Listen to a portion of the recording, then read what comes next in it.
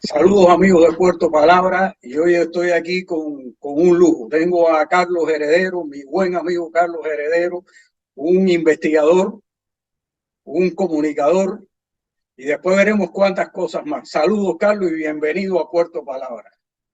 Hola Osvaldo, bueno, ¿cuánto tiempo, no? ¿Cuánto tiempo sin vernos? Gracias por la invitación y un gran placer estar aquí contigo, definitivamente. Exactamente, es como un lujo. Carlos, yo soy un seguidor tuyo de tu programa, de tus publicaciones. Y entonces pensé que podía traerte aquí a este programa y que me hables, pero ya no que me hables en el ámbito de investigador, sino que me hables un poco de Carlos Heredero. Y quiero preguntarte algo que nunca te he preguntado, una curiosidad que tengo. ¿Cómo te viene a ti esto de la investigación, de la astronomía? Todo esto que desde que te conozco, bien joven que eras, ya lo practicabas. Sí, mira, bueno, es una historia, no lo voy a hacer muy larga, ¿no? Pero yo a los 8 años, mis padres me regalaron un libro, no sé si tú lo llegaste a conocer, que era un libro de carátula dura grande que se llamaba Geografía Física, Sí, que se usaba en la escuela.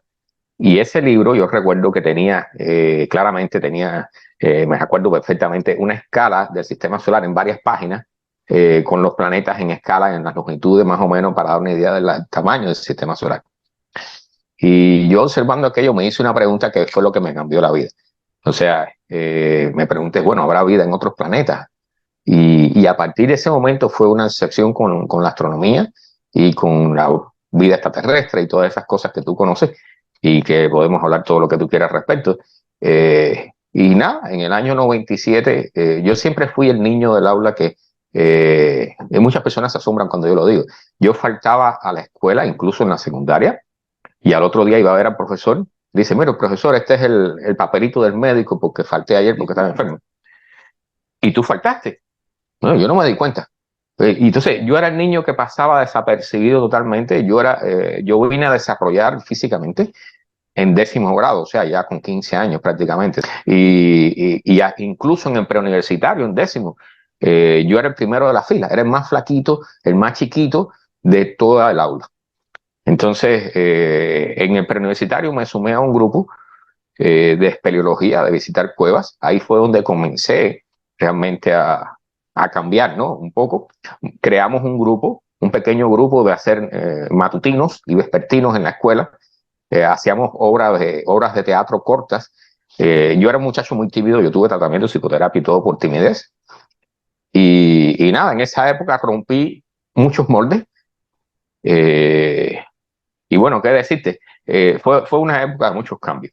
¿Okay? Entonces me transformé, no me transformé en otra persona, pero sí cambié lo suficiente como para después tener confianza en entrar en un grupo de teatro humorístico. Estuve un año en un grupo callejero de teatro humorístico y investigué, como tú sabes, platillos voladores en Cuba. Anduve viajando por mi cuenta, solo, que incluso hasta me asaltaron una vez. Toda esa historia podemos hacerla si tú quieres.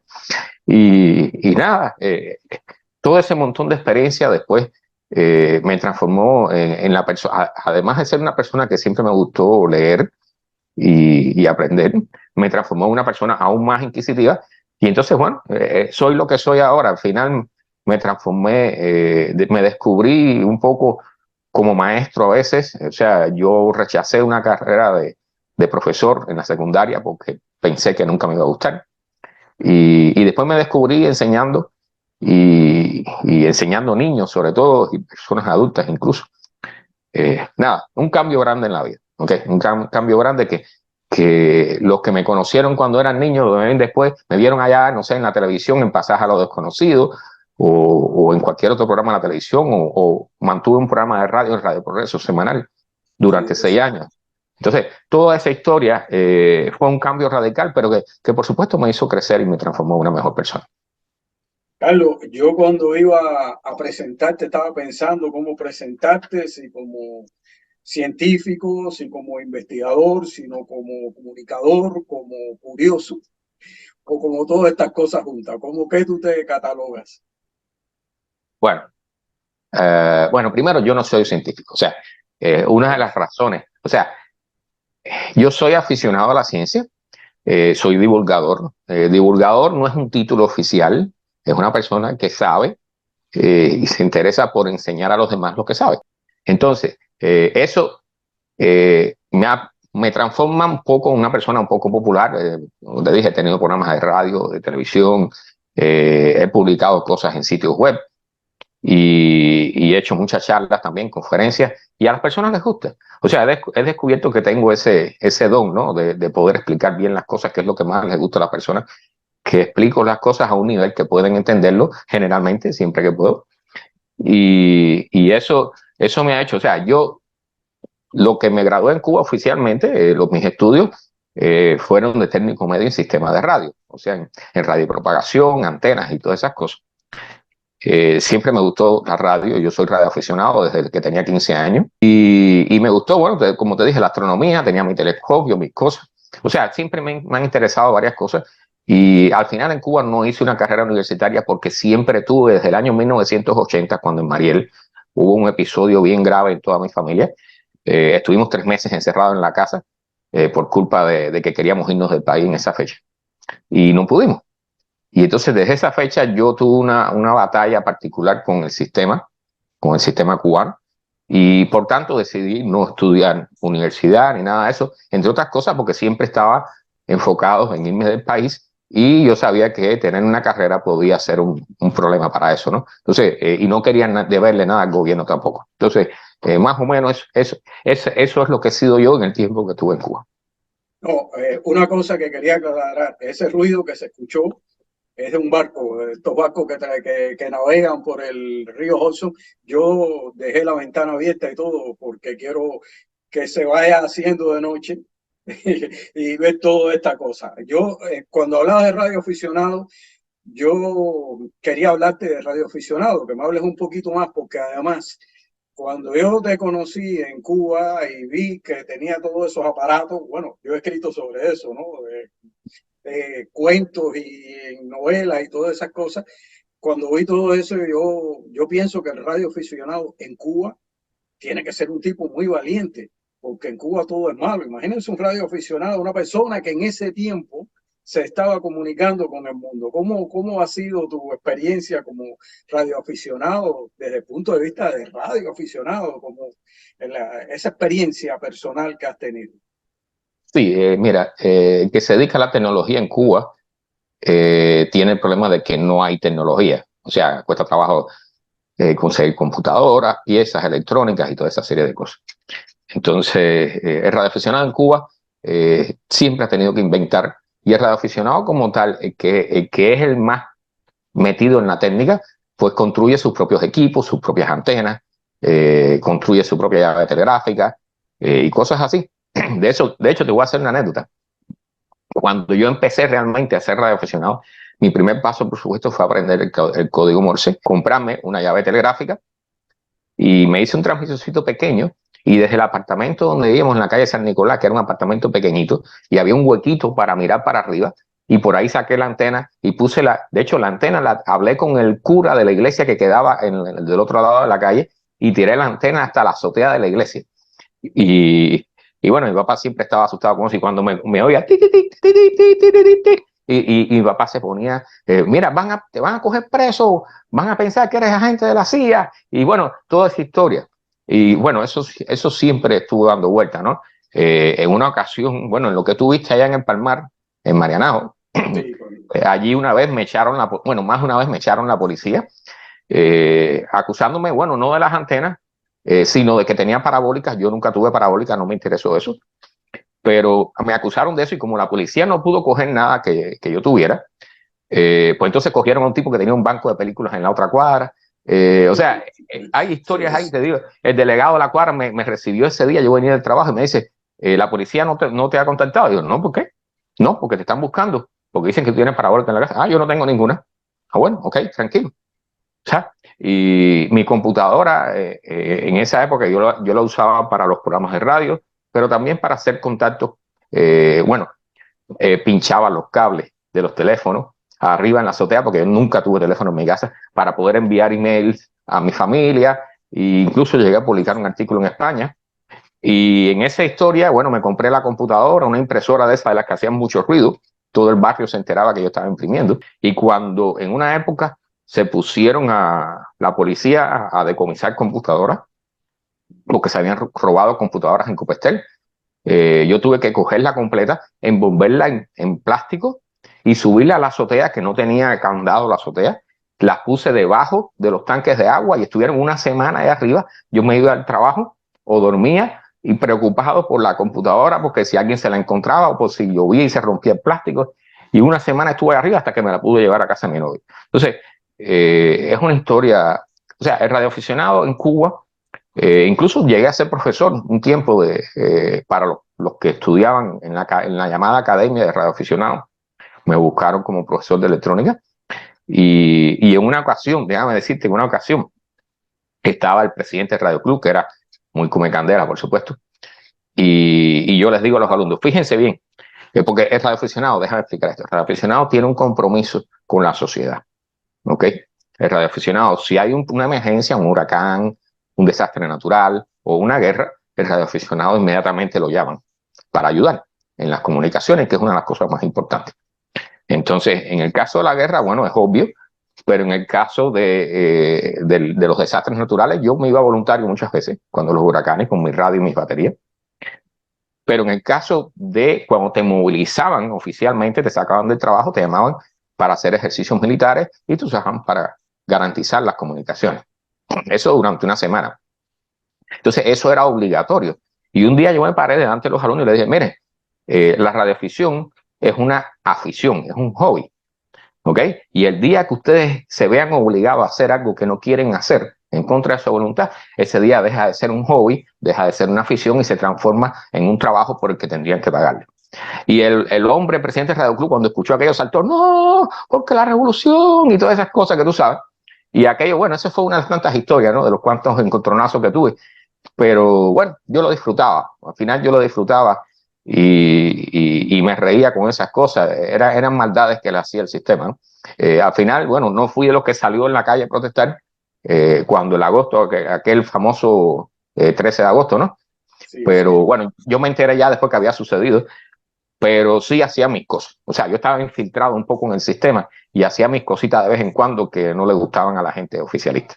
Una de las cosas que más me impactó cuando yo te conocí era aquellas reuniones que organizabas tú junto a otro Carlos, ¿no? A Carlos Andrés, allá en la Plaza de Armas, en aquella sala de teatro, creo que el historiador de la ciudad le había dado y era los viernes por la tarde. Yo un día fui y quedé atrapado. Creo que me invitaron a ser maestro de ceremonia, algo de eso, y ahí iban gente, hablaba tan atrapado que en uno de mis novelas hay una escena que es todo lo que pasaba ahí.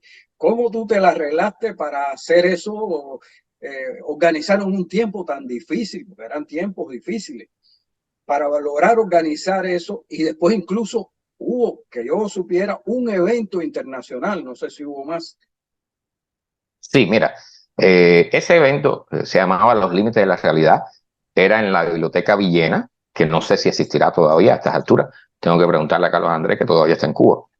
Y inicialmente lo organizó Bruno Enríquez con un grupo de muchachos para un evento de ciencia ficción. ¿Okay? Pero el espacio gustó, cuajó y se fue quedando, o sea, se mantuvo los viernes. Y entonces, en algún momento nos sumamos nosotros y al final terminamos nosotros con el espacio.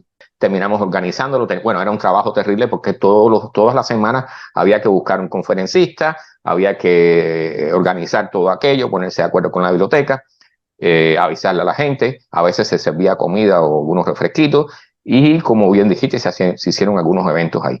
Entonces, o sea, yo guardo muy buenos recuerdos de eso. Habían cosas allí de todo tipo, ¿ok? Un día, te voy a hacer una anécdota que te garantizo que te vas a reír. ¿Okay? Un día, un viernes, después que se da la conferencia, ahí se dan muchas conferencias de todo tipo, o sea, de ovnis, de astronomía, yo di de las dos, se daban sobre la Atlántida o sobre cualquier tema de todo tipo. Y un día, después que se termina la conferencia, se levanta un mulatico, levanta la mano para hacer una pregunta. Digo, no, mire, ok, diga usted qué quiere decir. Dice, no, mire, yo puedo ir adelante. Sí, sí, venga adelante. Había una mesa, no sé si recuerdas que había una mesa donde se sentaban los moderadores, y el hombre se paró delante de la mesa y dijo, se dividió para el público y dijo, el problema es que ustedes no entienden. Ustedes ven, mire, habían como 2 candelabros ese día ahí que los habían dejado. Dice, ustedes ven esa vela. Bueno, la vela está aquí, que ese es el murciélago. Y en el otro extremo de la mesa está Fidel Castro.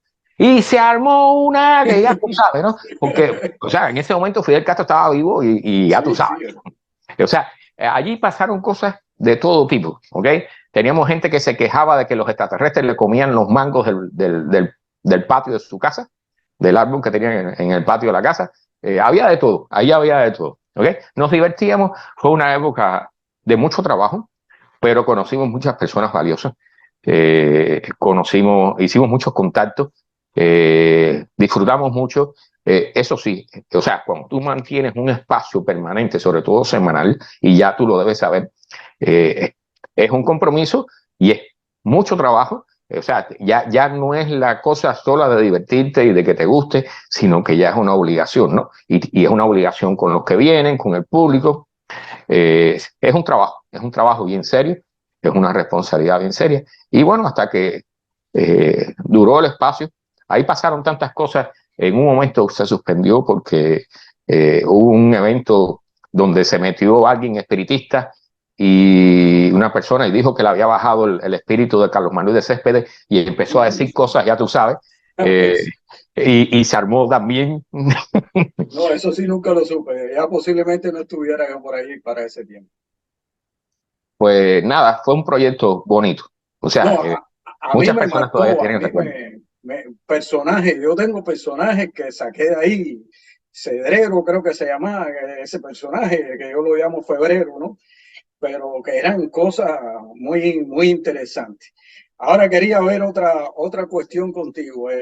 Ya tu incursión en el audiovisual, estuviste en la televisión educacional y habla un poquito de ese tiempo ahí, que es donde nos conocimos.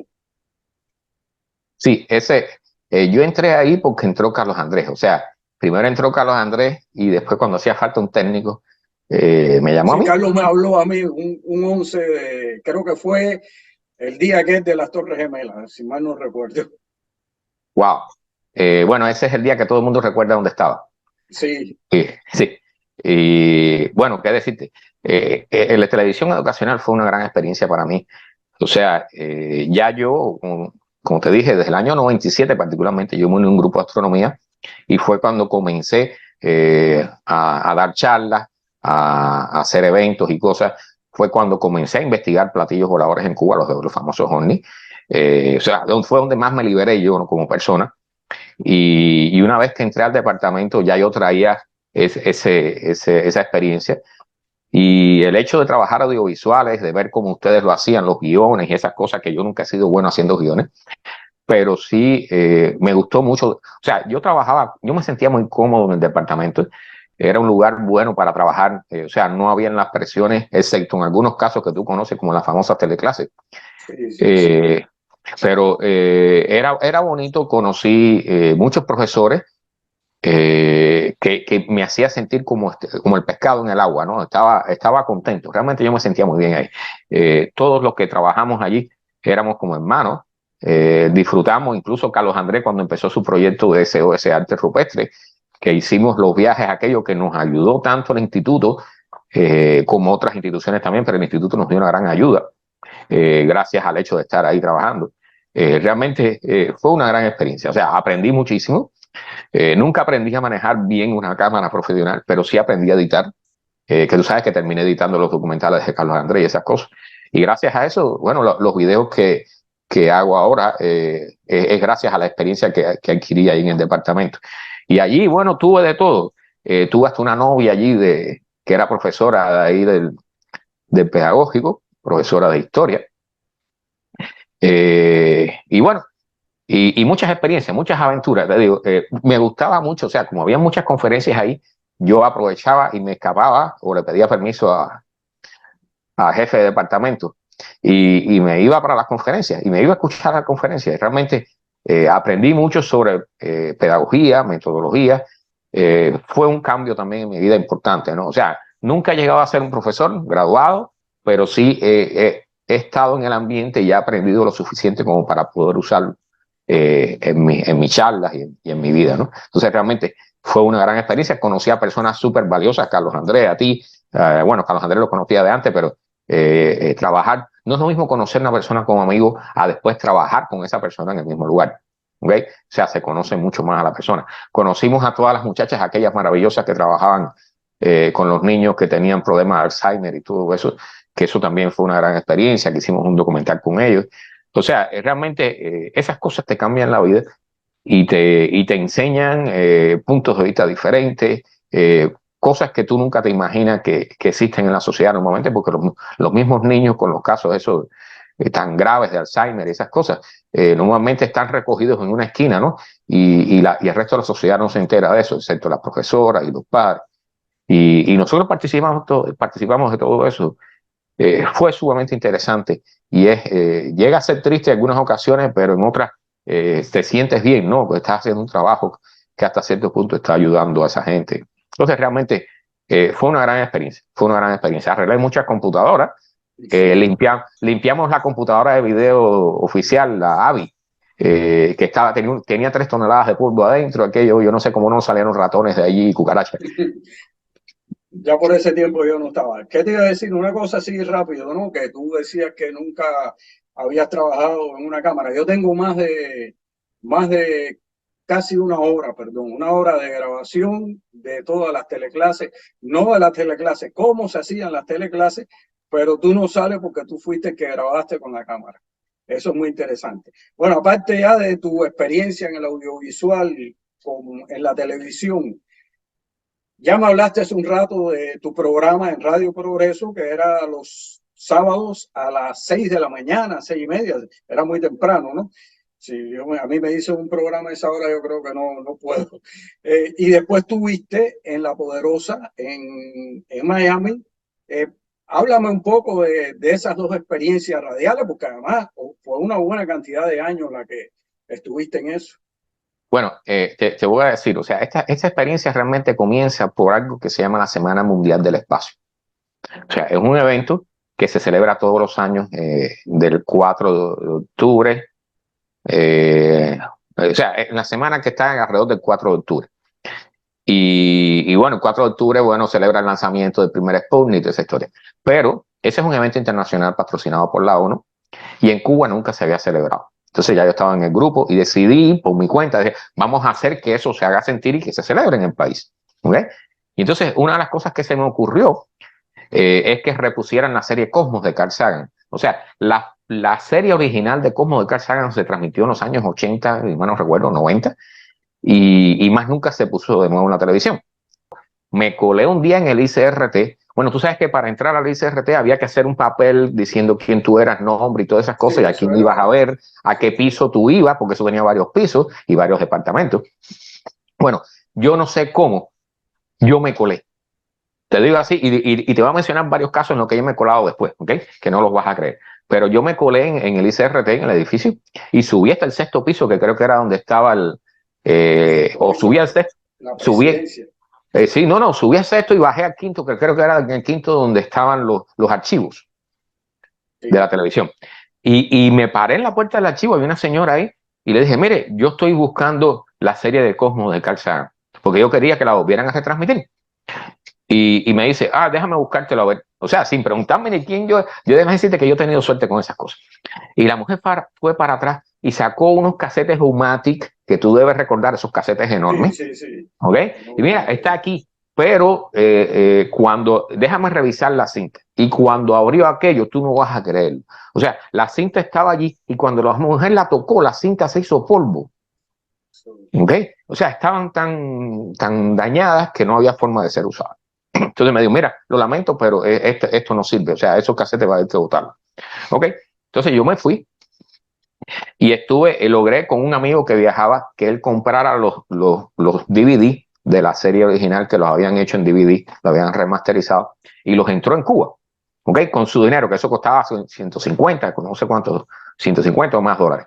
La historia es que conseguimos esos discos de Cosmos, y yo entonces fui a conocer a Rafael Aya, que era el que hacía fotogramas, y le mostré los discos al tipo. El tipo dijo, perfecto, vamos a ponerlo. Le hacemos la traducción, y yo le digo, bueno, yo quiero una copia traducida. Ok, no hay problema. Y ese fue mi inicio, ¿no? En todo ese mundo de la televisión, realmente de meterme en el ICRT y esas cosas. Y en esa misma época me pregunté, o sea, me empezaron a surgir ideas, y me dije, déjame ir a Radio Progreso. A ver, yo fui a varios lugares, yo entraba en Radio Ciudad de La Habana, estuvimos en Radio Enciclopedia y Radio Rebelde también hicimos un espacio. Y entonces dije, déjame ir a Radio Progreso, a ver si quieren que hable sobre la Semana Mundial del Espacio. Y efectivamente, entro ahí, me ponen con alguien de la programación y me dicen, bueno, te vamos a dar un espacio. Sí, perfecto, ok, ¿cuándo va a ser? No, el domingo tienes que estar aquí a las 6:30 de la mañana. Y yo digo, bueno, ok, no problema. Y exactamente fui, el director del programa era la revista RP 105, el director del programa se llamaba Rafael Terry, que él murió después de cáncer en el colon. Y nada, el hombre me recibió muy bien. Me hicieron una entrevistica ahí como de 10, 15 minutos sobre el tema de la astronomía, eso. Y el hombre me dijo, tú sabes que está interesante lo que tú hablas, ¿quieres venir todos los domingos? Y yo le dije, bueno, ok, está bien. Y esas cosas, ese ok fue sin pensar mucho, ¿no? Porque realmente imagínate despertarse todos los domingos durante años bueno, para ir desde el Palmar hasta Radio Progreso, que está en Centro Habana, había que despertarse todos los domingos a las 4 de la madrugada. Eso quería decir que el sábado tenía que hacer el programa, a imprimir el guión y acostarme temprano para poder levantarme a las 4 de la mañana para coger la primera 190, la primera guagua, el primer ómnibus que iba y que moría allí cerca de Radio Progreso. Así estuve 6 años. 6 años, domingo tras domingo. Claro, había algo detrás de eso. O sea, bueno, a mí siempre me gustó la radio, yo disfrutaba aquello muchísimo. Llegó un momento en que cuando faltaba un locutor, el director del programa decía, ponte tú a leer ahí las noticias. Y la dirección de la emisora se comenzó a preocupar y todo. Después me obligaron a pasar un curso de locutor y todo por esa situación.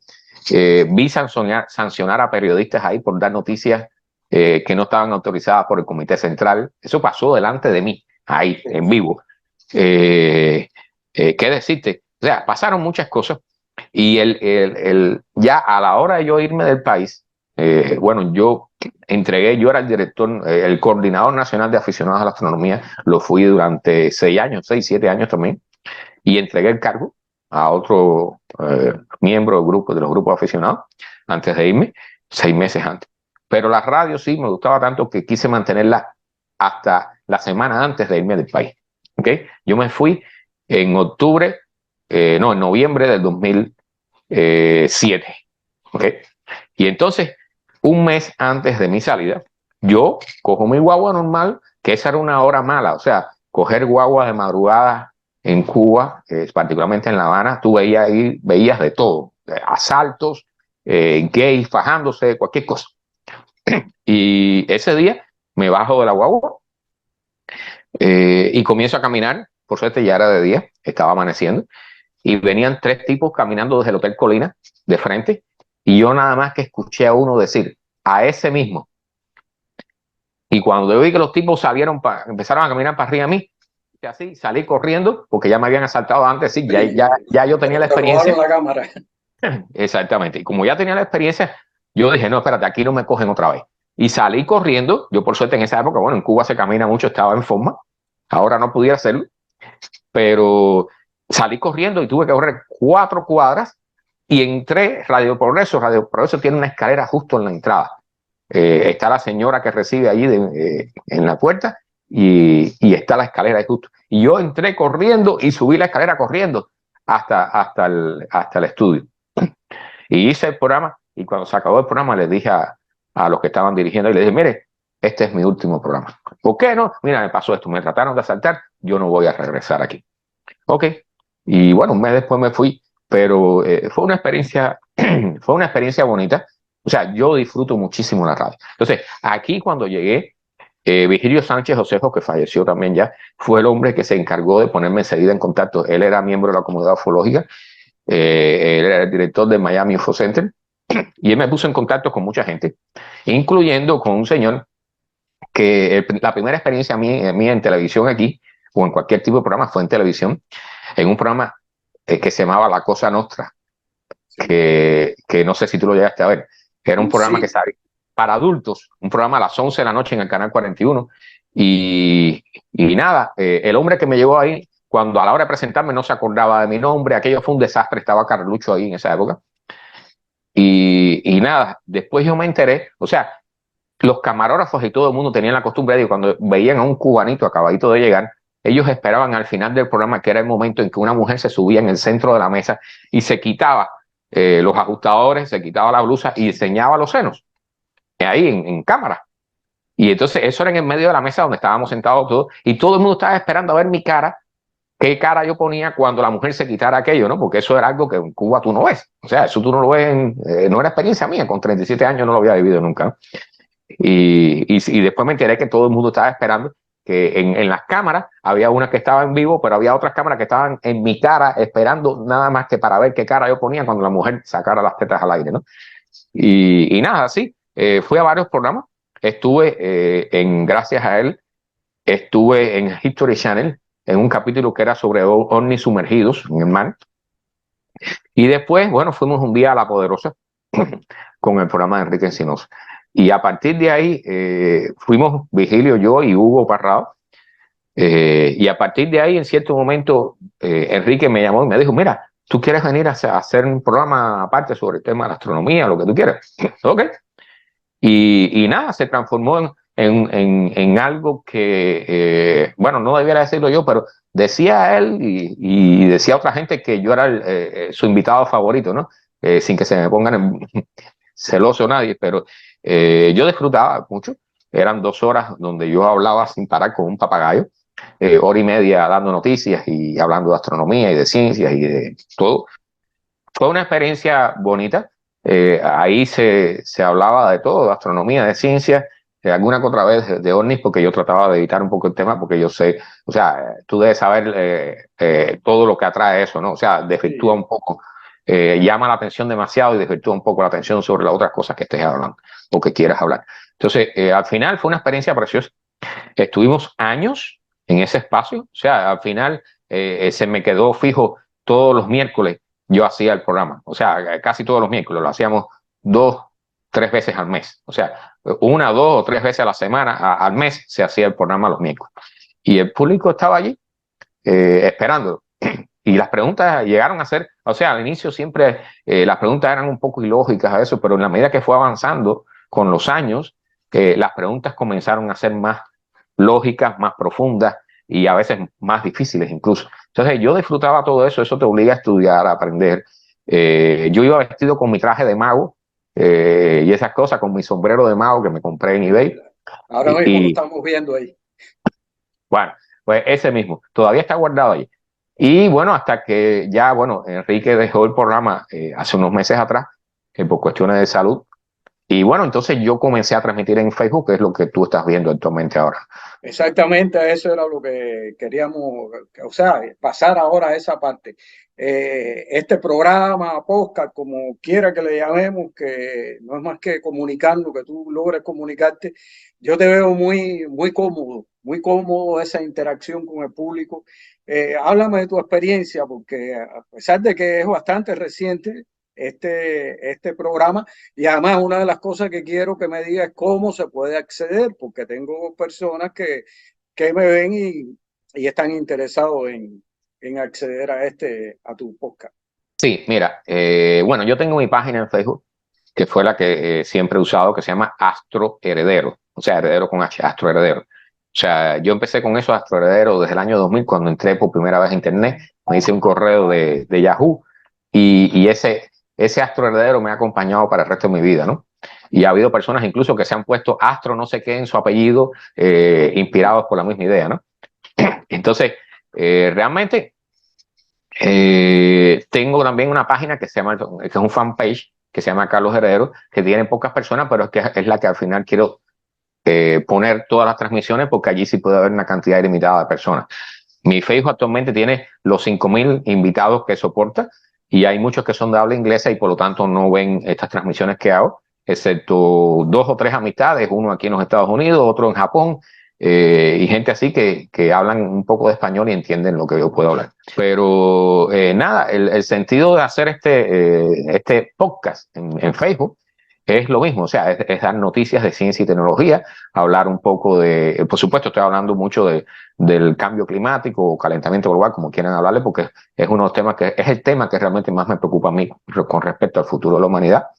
Pero hablamos de todo, ciencia, tecnología, inteligencia artificial, y a las personas les gusta.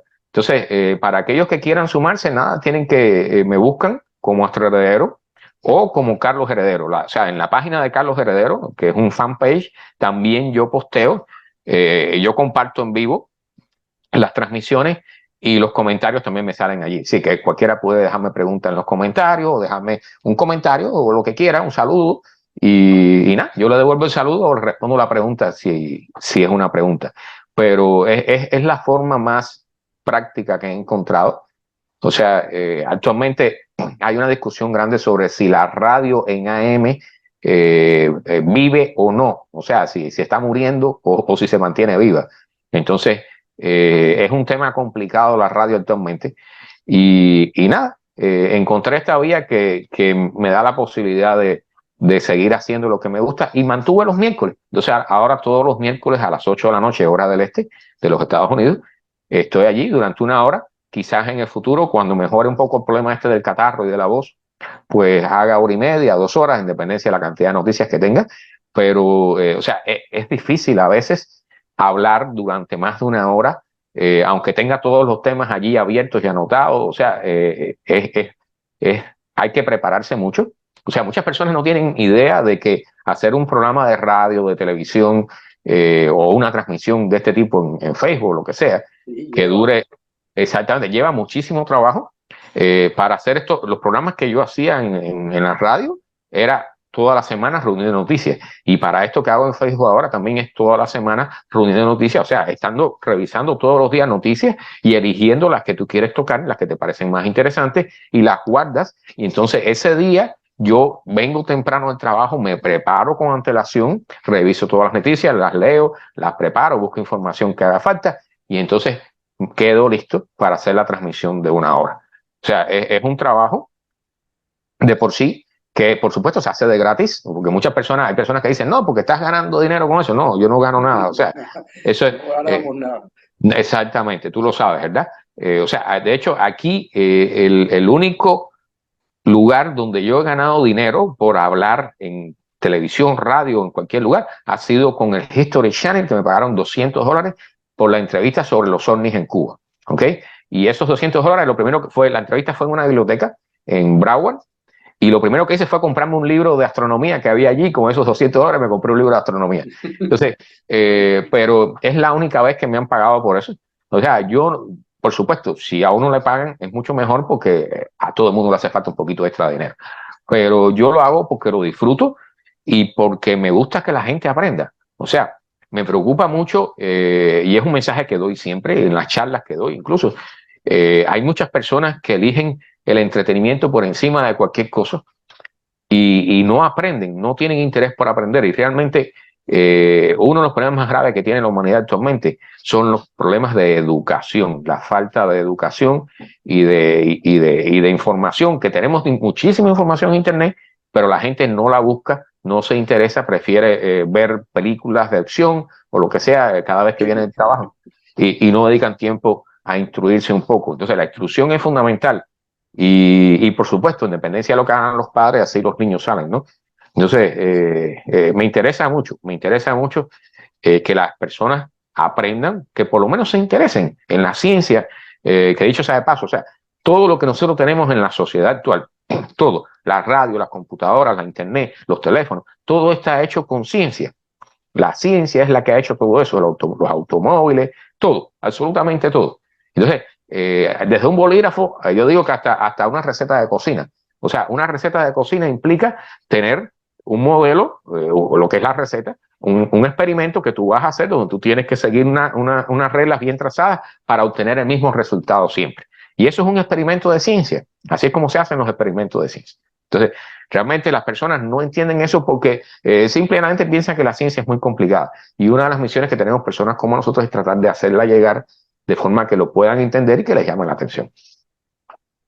Carlos, has pasado parte de la historia de tu trayectoria como investigador, como comunicador, como aficionado a la ciencia. Has hablado de todo. Bueno, hay anécdotas que yo me sé de ti. Tú las mencionaste como eso cuando perdiste un curso escolar cuando niño por los famosos actos de repudio en tu casa.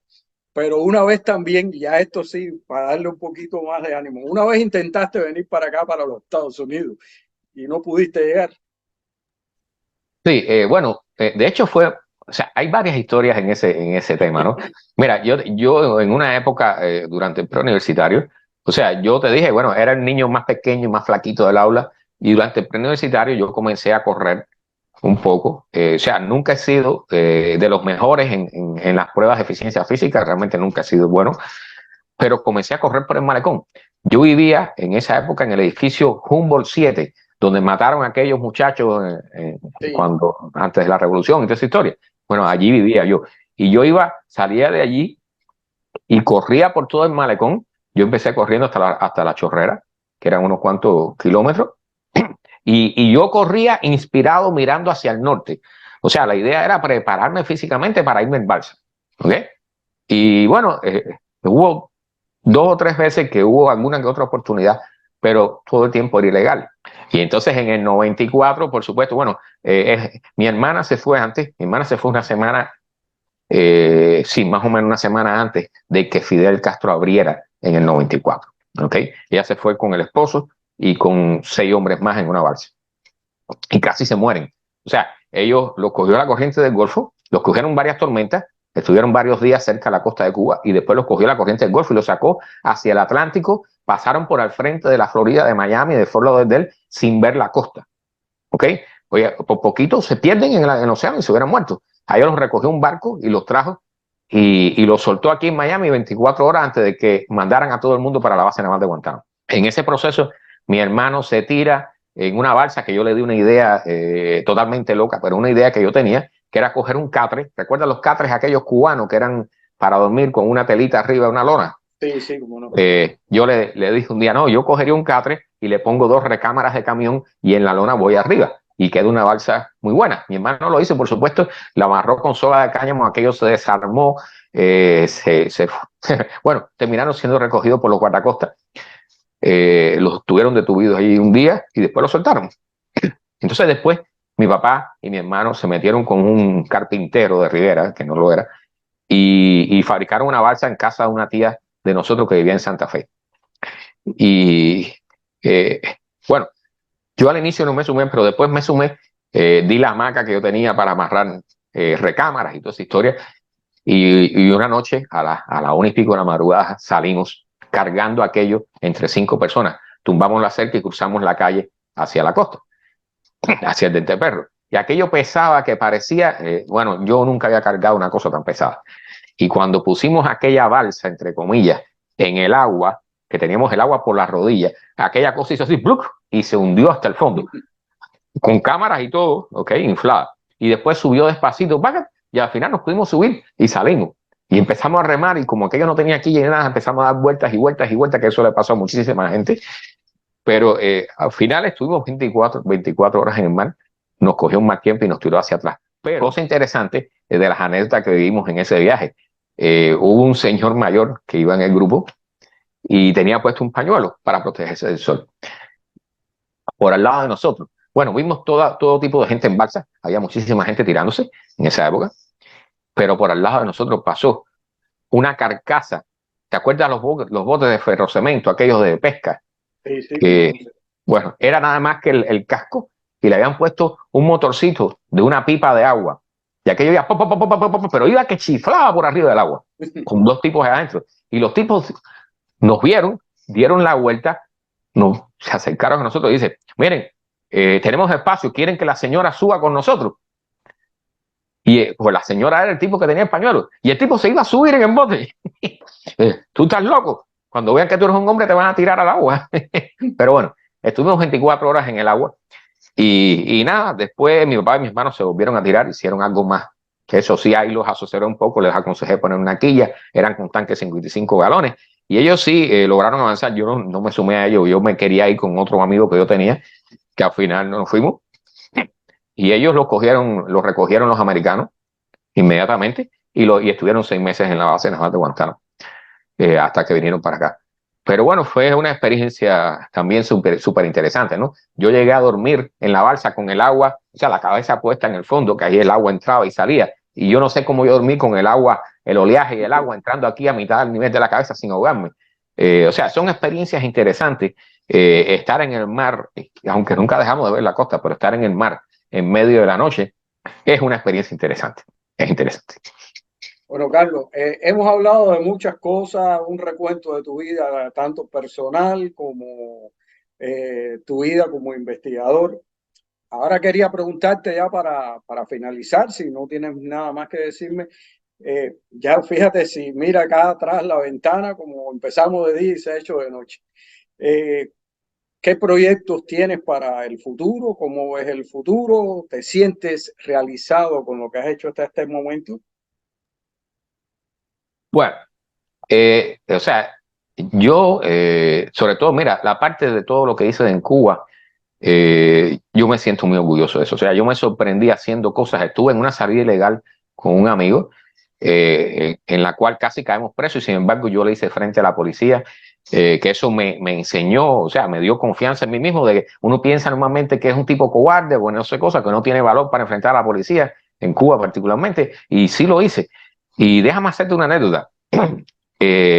Con respecto a la idea de que yo me colaba en los lugares así sin querer, o queriendo, pero sin que se dieran cuenta. Cuando estuve investigando casos de OVNI en Cuba, hubo ciertas zonas donde hubo un avistamiento y había una base militar de entrenamiento de lo que llamábamos los 7 pesos, los reclutas del servicio militar. Sí. Bueno, ese viaje, que fue el primer viaje que yo hice para hacer investigaciones serias sobre el tema, yo llevaba una planilla y todo, varias copias de planillas que yo mismo había diseñado, con preguntas y espacio para dibujar y hacer esquemas. Y cuando nos dijeron que se había presenciado parte de algunos militares el objeto, pues le dije a los 3 que iban conmigo, que eran amigos, que después no volvieron a ir, ¿okay? Pero bueno, en ese viaje fue súper interesante. Le dije, vamos hasta la base militar y vamos a preguntar ahí. Y nos fuimos, nos enganchamos en un camión que nos dejó ahí cerca, y cuando llegamos frente a la base militar, que tenía un campo de tiro y había de todo, yo me paré frente al recluta que estaba ahí de vigilancia y le dije, mira, nosotros somos de la Academia de Ciencias y estamos investigando el caso de avistamiento masivo de objetos volantes no identificados que hubo en esta zona.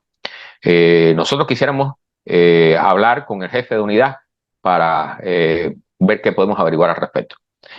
Y el muchacho nos miró así, le dijo, esperen un momento aquí. Fue para allá adentro, y cuando regresó con otro y me dijo, mira, vayan con él, que los va a llevar frente al jefe de unidad. Y entramos a la unidad militar. O sea, te estoy diciendo que eso, mira, ahora me eriza los pelos, ¿ok? Yo todavía, después de aquello, yo me pasé 15 días asomándome al balcón esperando ver la policía allá abajo que me venían a coger preso. Pero bueno, nos metieron en la unidad militar, nos llevaron al comedor. Allí nos reunimos con el jefe de unidad y le dije, mire, nosotros estamos en esto buscando cosas de estas y sabemos que hay personas, hubo un caso aquí que alguien que le disparó al objeto incluso con un AK y esto, que me dijo, vamos a averiguar, pero ¿ustedes ya almorzaron? Y no, nosotros no hemos almorzado. No, espérate, fulanita, sirve el almuerzo a los 4 aquí. Cogimos y nos sirvieron el almuerzo de los reclutas, pero almorzamos, que era arroz con pescado, con espina y esas cosas, pero bueno, comimos más o menos ahí. Y cuando terminamos, salimos afuera y nos tenían los soldados formados en formación frente a nosotros allí. Y el jefe de la unidad dice, mira, estos son compañeros de la Academia de Ciencias que están averiguando, quieren averiguar si alguno de ustedes fueron testigos, si vieron platillos voladores por aquí, por la zona. Así que los que vieron platillos voladores aquí en los años 90, que den un paso al frente. Y hubo 4 reclutas que dieron el paso al frente. Le digo, mira, y le digo, no, miren, váyanse con ellos que van a llenar unas planillas ahí. Y nos fuimos, nos sentamos abajo, unas matas de plátano ahí, unas matas de unos árboles, y cada uno de nosotros entrevistó a los muchachos. O sea, cuando salimos de allí, yo iba erizado, yo no podía creer aquello, cómo habíamos entrado en una unidad militar nadie nos pidió documento de identificación, nadie nos pidió nada, se podían haber dado cuenta que éramos unos mentirosos lo que estábamos diciendo. Y el hecho de que formaran los soldados delante de nosotros y todo como si fuéramos algo importante, cuando yo salí con una realización, como tú me hiciste la pregunta, salí realizado. Después me pasé 15 días vigilando a ver si la policía venía a buscarme, ¿no? Pero realmente son grandes experiencias, son cosas inolvidables, son aventuras que no se olvidan. Y aquí sí, también, aquí es un poco más difícil, o sea, aquí hay que enfocarse un poco más en el trabajo y eso. Y también aquí me dediqué más a la astronomía, particularmente, y a la radio y esas cosas. Y entonces, bueno, me enfocaba aquí más en la parte de divulgación de la ciencia, ¿no? Que es por lo que todo el mundo me conoce. Pero algún día, yo estuve antes de irme de Cuba, el año que estuve en el proceso para irme de Cuba, yo todas las noches de 10 a 11 me sentaba en la computadora a escribir. Y yo tengo por ahí un borrador de un libro que nunca lo he terminado, pero allí están incluidas todas las experiencias, todo. Mi vida, la experiencia con las cosas del gobierno y todo eso, aquella salida, intento de salida ilegal, lo del 1980, toda esa experiencia, más las investigaciones que hice en caso de objetos volantes no identificados en Cuba, que hay muchas cosas interesantes ahí. Entonces, nada, eso sí, déjame decirlo antes de terminar, aquel que quiera leer el sitio web que yo hice en Cuba en los años 2000 sobre el tema, no es muy grande, pero hay casos ahí interesantes. Busquen en Google ovnis cubanos, todo seguido, ovnis cubanos, seguido, y ponen al lado GeoCities y le va a salir inmediatamente en la búsqueda, en primer lugar, les va a salir ese sitio web que se llama ovnis cubanos y que allí están todas las cosas que investigamos, algunas cosas sobre fenómenos anómalos. Yo investigué la luz de Yara en el Oriente, que fue en el último intento de investigación, cuando yo quería intentar grabar la luz, fue cuando me asaltaron en la 8 vías, sí, que me robaron la cámara y todo. Y fue una de las peores experiencias que yo tuve en mi vida, ¿no? Pero nada, es parte de la aventura. Está bien, Carlos. Bueno, de verdad que, bueno, has dado algunas primicias de las cosas que vas a hacer y tanta experiencia que debe ser documentada, me imagino, en un libro. Quería agradecerte, ante todo, darte muchas gracias por toda esta participación, por aceptar la invitación y compartir aquí con nosotros, con las personas que me ven y con las personas que te ven, porque también lo voy a compartir contigo. Así que muchísimas gracias, Carlos. Muchas gracias. No, gracias a ti. Esta es otra parte de las experiencias, ¿no? O sea, de hecho, tú eres la primera persona con la que describo tantas cosas, porque normalmente cuando me preguntan quién soy, eso es una cuestión de 5 minutos, 2 minutos y cositas así, ¿no? Y realmente es la primera vez que hay tiempo para contar todas estas cosas, y hay muchísimas más que se quedan en el tintero, pero espero que les resulten interesantes, y nada, así es la vida, nos vamos divirtiendo, sufriendo y divirtiéndonos a lo largo y vamos aprendiendo. Así que muchas gracias a ti. Gracias a ti. Exactamente. ¿Okay? Y a ustedes, amigos de Puerto Palabra, como siempre, les deseo muchos éxitos y un gran abrazo.